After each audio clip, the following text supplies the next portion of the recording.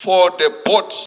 The Parliamentary Committee on Finance, Planning and Economic Development, led by Chairperson Kankunda Amos, presented to Parliament a report on the unspent balances and the position of the Uganda Consolidated Fund. The committee reveals, among others, a challenge of delayed implementation of projects resulting from delayed procurement and releases by government. On the 1st of July 2022, warrants to various local government votes equivalent to 734.8 billion had not been spent. Of these unspent warrants, 49% were wage. According to the report, government is a major contributor of unspent balances returned to the Consolidated Fund due to the weaknesses in timely releases and warrants of payments which are issued at a time when there is no money to be spent.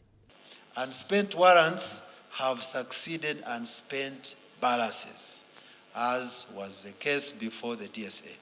Since warrants are not equal to cash, but merely spending limits, this House should support the execution in tax policy measures that can enhance revenue collection in order for warrants to be cashed out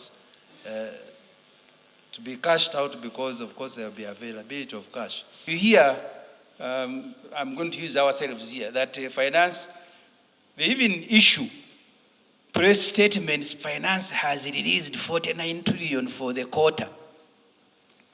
What actually they are releasing is air. 4.9 trillion.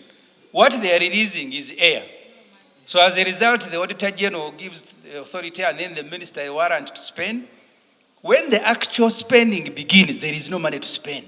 The MPs decried the government's action of hiding behind the mandatory 3% budget expenditure to fund projects which have been rejected by Parliament, but jumping the priority programs. We have items we reject in the budget which were foreseen and they are returned under 3%. That's number one. Number two, when you are coming, what you seek here, you come through a supplementary, whether it is prior approval or retrospective approval. Accordingly, the MPs tasked the Ministry of Finance to revise the budgetary process, which is based on assumptions. The MPs further proposed various arrangements which the government can utilize to address the challenges. These funds are supposed to have been revoted. What finance did was to bring that revoting after 10 months. Therefore, by 30th June, that balance had not been spent. In other words, he was saying, Minister of Finance, you should have brought this money for revoting immediately after closure of the other financial year. There are two things that happened when the financial year is ending. One is that there are payments in transit, which by the end of June would not have been received. That particular payment is settled within the month of July. But also there are warrants that would have not been acted upon, for which those projects are very essential.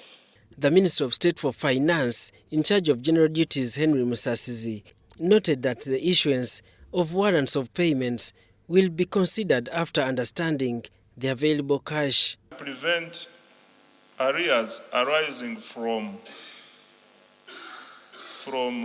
poor planning, because the commitment control system requires accounting officers to commit government when there is a work plan.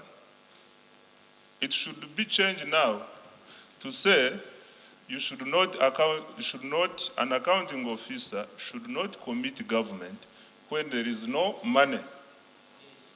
That one can chew some of the arrears.